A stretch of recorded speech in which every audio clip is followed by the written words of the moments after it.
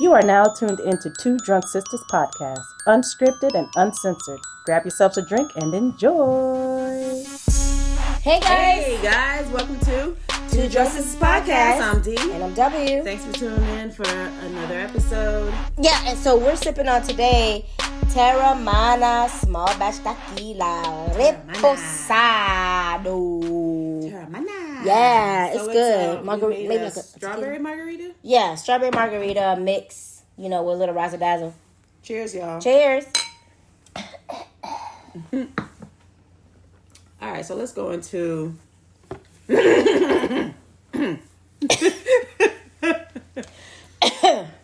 So we are talking about Midnight Mass. Midnight Mess, you want to call it? Sure. So we're talking about Midnight Mass. The arrival of a charismatic priest brings miracles, mysteries, and renewed religious fervor to a dying town. This is directed by Mike Flanagan and Netflix, and it's on Netflix. Yeah, it's on Netflix, guys. It's not a movie. It's a series. It's a series. It came out September 24th. Yeah. And it's 7 episodes. Yeah. And let's get into it. So basically, it started out as it was police lights, and a person was sitting on a curb. You can see the cars are smashed into so it looks like an accident. Yeah. So it's a big accident. These group of people doing CPR or trying to resuscitate a person that's on the ground. Mm-hmm. Then you have another person that's handcuffed and he's being treated, and he's saying that, oh my God, I hope, is she alive? Is she going to make it? And she ended up not making it. Right. The guy gets charged for DUI. Yeah. And he gets how many years in prison? He gets 4 years to, I wouldn't say 4 to 10 years. Or 4 to 8 years, something like that. Yeah, 4 to 8 years. But he does the 4 years. He does the 4 years, and he gets out. Now, when he gets out, of course, his hometown is on this island. Right. Population 127. I think it's called Crockpot Island? No, it's called Croc Island. Croc Island. I don't know. Crockpot Island. Pot Island. Marijuana Island. I don't know. Something with a croc in it. So he did his time and he returns home. So, when he returns home, he realizes that, damn, everything is pretty much the same. Small town, small island. And small minds. Yeah, small, narrow-minded. Yep. One church. You have your small town. Yep. One church, one general store, sheriff, whatever is in the general store. Right. So clearly it's a small town. Yeah. So there's something going on in this town. So another scene is where the ferry comes and you see somebody, dragging a box into a home. Yes. And you hear him knocking on the box and the box knocks back. Right. Then they cue into this woman. Her name is Bev. And she was looking for a priest. Right. The priest that's supposed to come, which his name is Monsignor. Right. Monsignor Pruitt. Yeah. And he was supposed to return back, and she asked what do you call those? I don't know, I guess the ship, the captain, not the dock, captain, maybe dock. Like a dock manager. I say a dock manager, but the person who oversees the ships that's on the dock, I guess. The ferry guy, the ferryman, the ferry person. And so she was like, "Yo, you didn't see Monsignor?" And he's like, "No, I didn't see anybody like that." So she went back to the cabin or back to Monsignor's place. When she went in, this is where this priest get introduced. Yes. And then, so everybody is waiting for this priest to return. And everybody, of course, it's a small town, like Dee said. It's church-going family. Everybody knows one another. So what's her name? Bev, we see her. She's obviously maybe like like a right hand to the Monsignor. Right.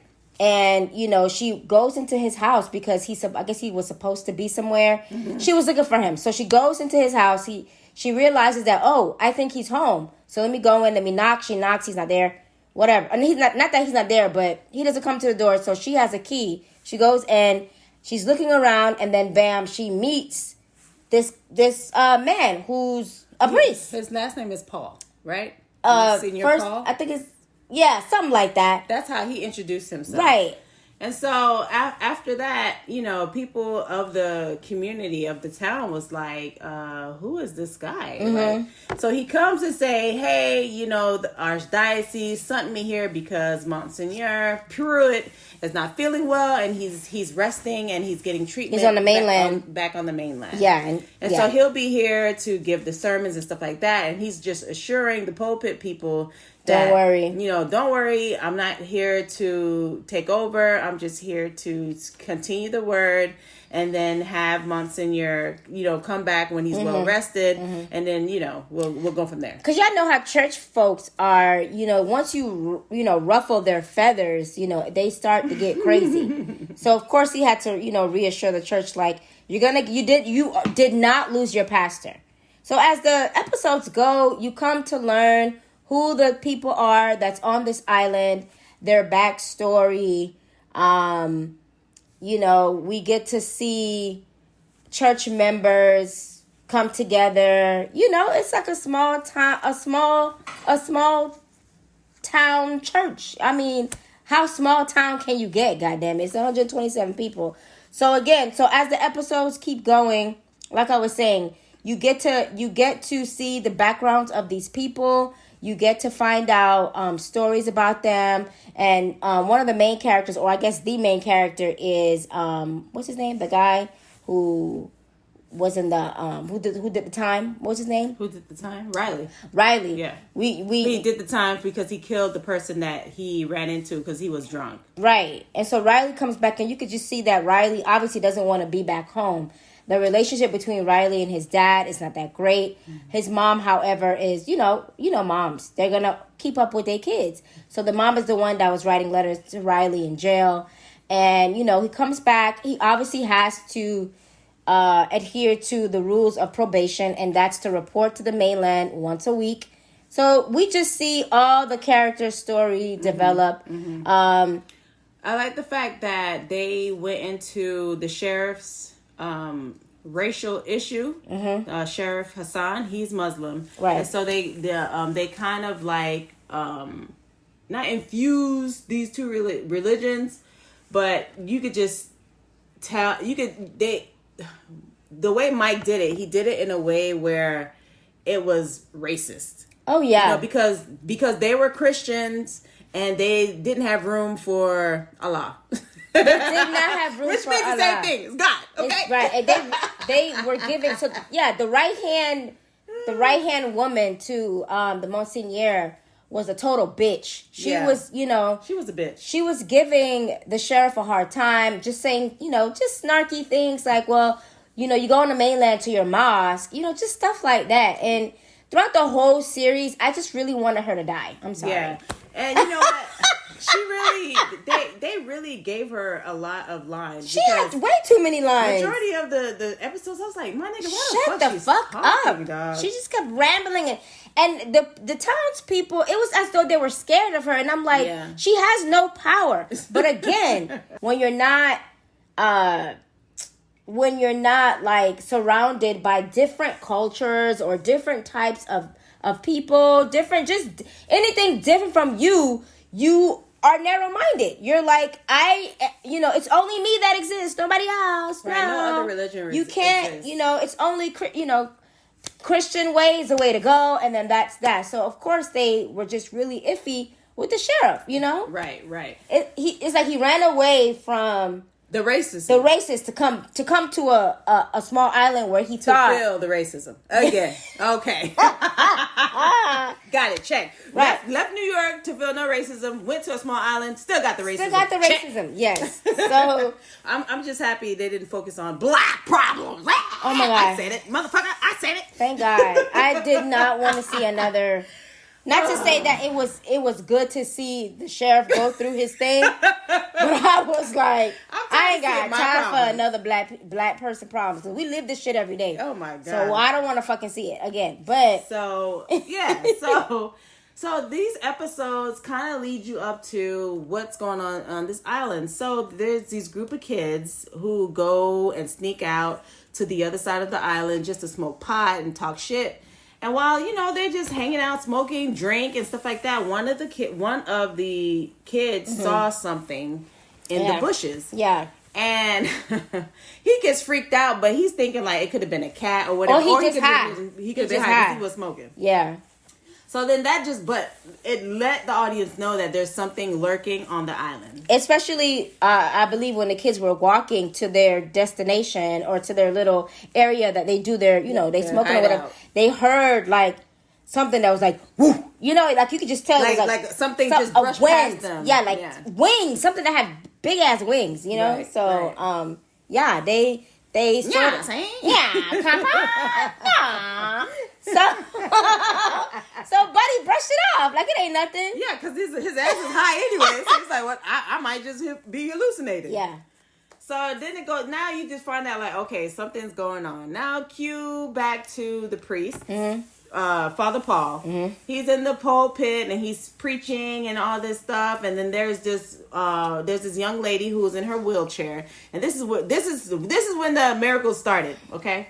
She was in her wheelchair, and they were doing their communion, their monthly communion. Yeah. And so he told the young lady who was in the wheelchair to rise, sir. He didn't say rise.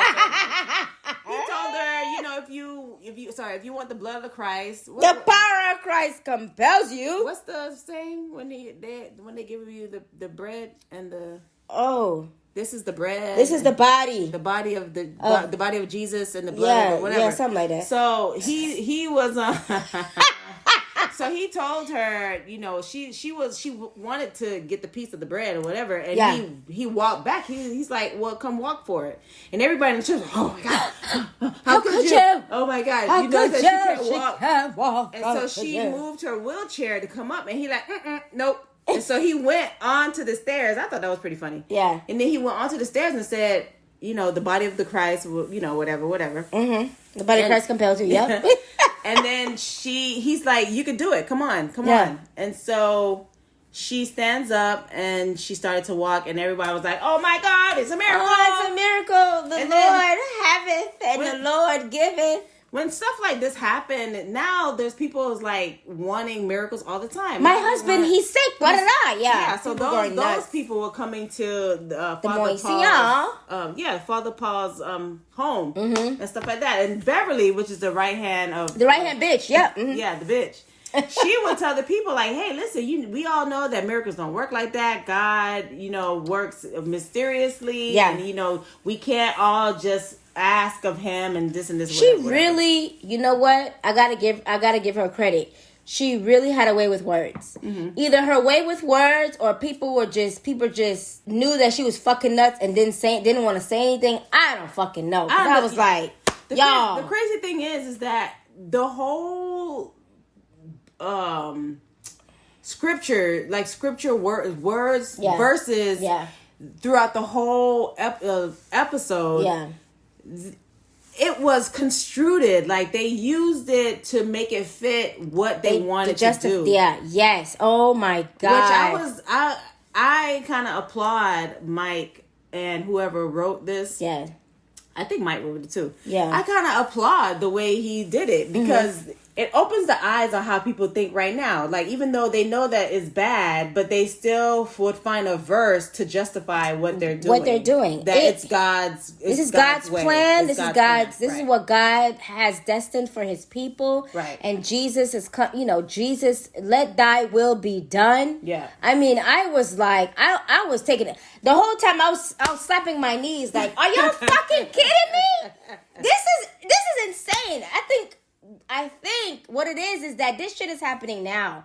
So I'm just like, I don't need to watch this shit. This is going on now. But anyway. So now everybody wants to know what happened to Monsignor. So now Father Paul, he's, to himself, and he goes into a confession room, which is nobody in there. It's just him. And he got to release it. Right. And he hasn't really confessed and confided into anyone. So, of course, he went in and he starts to tell the real story of what happened, on how Monsignor became sick, and just the story behind Monsignor.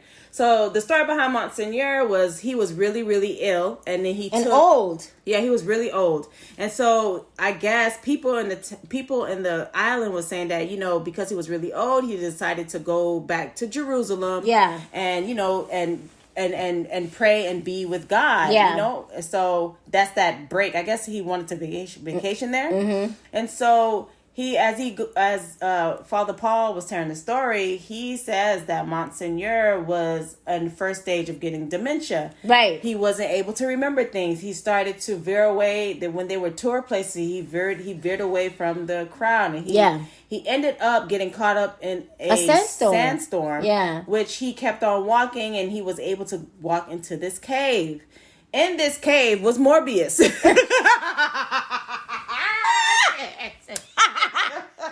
Woo! I can't wait till that movie come out. I'm sorry. Go ahead. In this cave, with a praying man that he is. It was the Strigoi, y'all. He's praying to, to God, saying that, I'm here, you got me here, you got me to safety. And then he sees this figure, this figure with these I would say glowing eyes. Nice. And he got scared at first because, in the Bible, they said when the angel appears to Gabriel, I guess, and then the angel said, fear not. Fear not. That's the only thing I know. But because them angels, boy. So it just tells us that in the Bible, the angels' first words are "fear not," because of how they look, right? How they appear. So the way he appeared must be very hideous and very scary. Yeah. So this is what Monseigneur thought. That he thought like, wow, this must be an angel, because the angel of God, of the Lord, because of what happened to Monseigneur. So while he was under there, this creature attacked him and was sucking his blood. And me and Dubby was like, that nigga is a Strigoi or a vampire or Morbius. Or if you saw the passage. That thing in the Brazilian cave, aka vampire. My thing is like, okay, where is this going? So when we saw that scene, I said, wait the fuck minute. Right. This is the strain all over again. It is the strain, minus the worms. And then I said, this is Chud. Oh, and then I said, because it looked like the Chud character. I said, this is demon night, or not a demon. Because of the eyes glowing. And then I said, wait, the Tommy knockers. God damn it, Mike Flanagan. Where are you going with this? So now that we find out the backstory of Monseigneur, when the creature when the creature fed on Monseigneur, he realized when he came out of the cave, he noticed that he saw himself was young again. This is when we find out that Father Paul is really Monseigneur Pruitt. Listen, y'all. Monseigneur Pruitt met up with Ponce de Leon, okay? Ponce de Leon gave him the elixir. He met with Vladimir. He gave him the elixir alive. Right. So he realized, so Father Pruitt realized that he was young again. That it was a gift from God. And I must share. Right. And that this being is actually an angel. Yes. And so he took the angel. I don't know. Because customs cleared him. So I don't know how customs cleared him. I don't know how they did it. He was able to get this creature back into the chest under the dirt and was able to bring him back to this island. And this is the reason why they've been having the miracles, because Father Paul is actually Monseigneur Pruitt. And Monseigneur Pruitt is giving the miracles of the vampire blood, or I'm gonna say vampire blood because that's what it is. It's fucking vampire blood, yes. So he was giving the vampire blood to the community, and everybody was getting miracles. So that's so people who were older or dying of dementia were healed, and they were getting younger. I mean, people was dancing who couldn't, who couldn't walk, who couldn't do 2-step. They was dancing. Right. Who had what you call arthritis or pain in the back. Yeah. Or even if you wore glasses. you were able to see. So he was giving all of this he was giving the blood in the communion wine. Right. And that's how they were ingesting it. Right. So one of the what do you call altar boys? One of the altar boys ran out of the communion wine, and then Father Pruitt, well, now we know that it's Monsignor Pruitt, he was saying that, don't worry about it, I'll take care of it. Yeah. And so when the altar boy went back, he saw that Father Pruitt was putting wine or putting something in the wine to finish it up. Yeah. So now we realize that was the blood of the Christ. No, I'm kidding. It was the blood of the Strigoi. I'm kidding. It was the blood of the vampire, or of the so-called quote air quotes that I'm doing. Right, angel that he was given to his ministry. Or his I would say you could say his ministry. I want to say that he had good intentions. He did. He honestly believed that, like, for him it was like, how could I come all this way, be lost, and now I'm healed, and I'm healed, and I'm able to be young again. So this has to be a miracle from God. It can't be anything else. And my thing is like, but can it though? Did you not once think to yourself like, did you not read Anne Rice books? I was curious because I was like, so none of y'all don't know what a vampire is. Y'all don't know so y'all on the island don't know what a vampire is? That I know they've been to the mainland. Like, wait a minute, this is too familiar. Now I know God, I'm not trying to say that I don't believe in your word, but this is like a vampire movie. This don't make no sense. I mean, come on now. Come on, Father. Yeah. Father.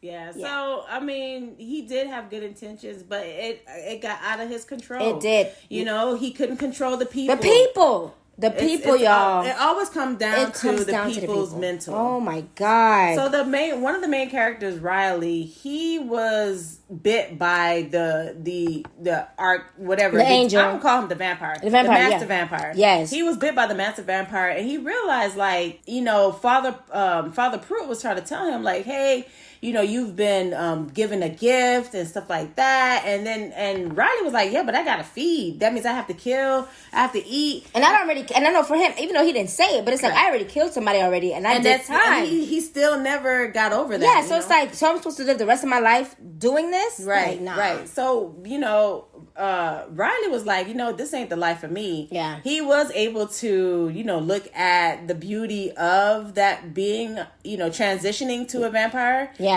He was already one, but he didn't feed. Right. Right. He fed on one of the townspeople, but that was willingly. But he was able to walk and see, and he was probably thinking to himself, it's like, this is not the life I want to live. I don't want to live this life. So he had his childhood sweetheart or best friend, Aaron, and they went out on the boat, and he told Aaron everything. He told Aaron, what happened to him and why he was missing for those couple of days. Yeah. And the nigga just simultaneously combust when the sun came up. And then he told Aaron, like, listen, I know you ain't gonna believe me before he combusted. I know you're not gonna believe me, but this is what happened. And I know, you may want to try to go back and help them, but you can't help them. Just go and save yourself. Yeah. But she gonna do what she gonna do. Right. He died right in front of her, and that was pretty sad. It was traumatic. It was tragic. Yeah. And happy at the same time because he was suffering. He really was. It's almost like he didn't even want to be alive anymore. Right. Yeah. So he kind of made peace that he didn't want to live this life as a vampire. Yeah. And so he made peace with that, and he combusted. And Aaron was screaming like a motherfucker. Yeah. So now Aaron goes back, and mind you, before this, Aaron was 20 weeks pregnant. She was pregnant. Yes. So because Father Pruitt was giving them the blood of the vampire, and she drank it because she took communion, it eradicated the baby. Yeah, we find out later by the doctor that lives on the island. She's the only doctor that when the blood sample gets, when she puts it in the sun, it's as though the bad blood or the portion that's bad gets sets itself on fire, right? Yeah, and leaves her original blood. Yeah, so that's when we come to realize, like, oh, okay, so it's for sure, even though we knew, but we were like, okay, for sure, the blood of the vampire is what killed the baby. Right. Right. Yeah. And so now, now that she knows the truth, and now she wants to save the town.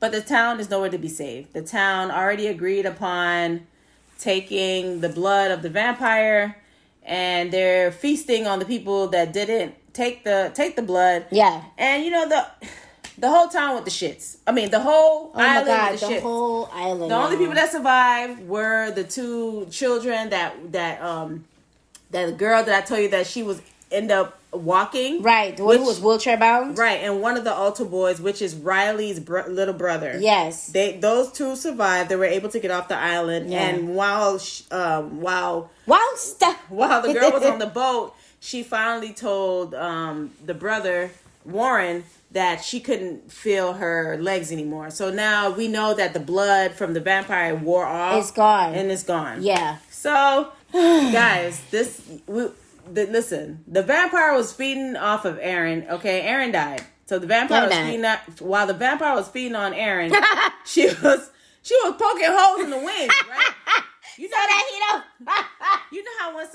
how when you sitting and you trying to eat your food and a mosquito is buzzing in your ear, you're like trying to swat it, like yeah. So while she was cutting up his wings, he was like, that shit hurt, but I'm still drinking blood. That's the funniest thing, guys. You have to see it. This shit is fucking hilarious. But he was not bothered, okay? He was eating. And the way he was feeding was almost like it was intimate. Like, yeah, it was pretty disturbing. Why? It was disturbing. It was just a little bit. Yeah, like that was too much. So we think, we don't know, but we think since Aaron poked all the holes in the master's wing, right, or the vampire master wing, we think that, and the sun was coming up, so we think that he didn't make it. Yeah, he didn't make it because the next nearest stop is like 30 miles. Yes, and so his ass was flying away crippled. Yeah, he was flying away crippled, and then his ass ain't gonna make it. So needless to say, everybody died on there. Everybody died because people who were alive, set fire to all the buildings. And they weren't able, all the people who turned into the vampires weren't able to hide when the sun came up. Because everything was set on fire, yeah. Right, so the sun came up and everybody died. Everybody died. Everybody, y'all. Everybody died. Jesus. So that's Midnight Mass. Well, how many wine glasses would you give it? 5. Really? You give it a 5? It wasn't that bad. I'm harsh. It wasn't okay, maybe bad. a 6. I'm going to give this an 8. Oh, wow. I'm going to give it an 8 because, one, the writing was... I like the writing. The writing was really good. I think I was just mad. I like the writing. I like the story. I know you were mad because of the Christian beliefs. Oh my God. It was a strong belief system that they had, which can be annoying throughout the whole thing. But you know what? It's the fact that people's lives were being taken away. Right. That's what really did it for me. I was like, this. So to what end? No end. Right. Because God's work needs to be done. Right. And they were using the scripture to get away with them killing and stuff like that. So I mean, I gave it a 6, not because it was bad. I gave it a 6 because I'm like, I'm living in this shit right now. So what the fuck? Anyway. Yeah, I give it an 8. It was. That's me. I thought the writing was good. The story was good. For me, I thought it was a lot of dialogue, It was a lot of dialogue. It was a lot of dialogue, and I understand that he was trying to set the stage the stage and the tone for what's happening, which was fine. But to me, I just felt like it was long-winded. I almost felt like it was a play. Yeah, just I don't know the way that they were talking. I was like, was this a play? You know how when some plays turns into movies? Yeah. And then you're like... But we know for sure that he definitely wrote it. Because the story behind this is that he was an altar boy. Okay. And he did... Well, I don't know if he had any vampire experience or whatever, but... Yeah, I'm going to throw that in there. He was an altar boy, and I'm guessing he was just pulling, like, the things that they had to do, or maybe the things that he's seeing. Like, nefarious things, but they chucked it up to, like, God's word or God's will. Mm-hmm, mm-hmm. So, it's something, I guess, that was dear to him, and that he incorporated and he put it in this story. So, okay, cool. I mean, other than that, binge watching, you guys. If you have seen it, let us know what your thoughts were. Did you enjoy it? Enjoy it? Hit us up on our Gmail. And guys, go ahead. Now I was gonna say, and you know, does it remind you of anything else? Like, I mean, I named a whole shitload of movies, but Yes. what did you get reminded of Midnight Texas? Just for That's right. just for a little bit, not the whole movie. That's right. But you're like, and then you know, yeah, that's right. Yeah, So- it kind of sort of reminded me of Midnight Texas, Yeah. but now we know why it was called Midnight Mass, because he couldn't do his sermon in the day because he was a vampire. So yeah, what did you guys think about this show, this series? Hit us up on our Gmail at 2drunksisters@gmail.com. The number 2 drunk DRUNK sistas SISTAS@gmail.com. And or hit us up on our Instagram at the number 2 drunk sisters. Yes, guys. I mean, it was a good series. Yeah, this should have been a movie. You know what? It really should have been a movie. I probably would have enjoyed it more. I think you're right. But yeah, it should have been a movie. But y'all be easy. Take it easy. Be easy. Take it easy. Be easy. Take it easy.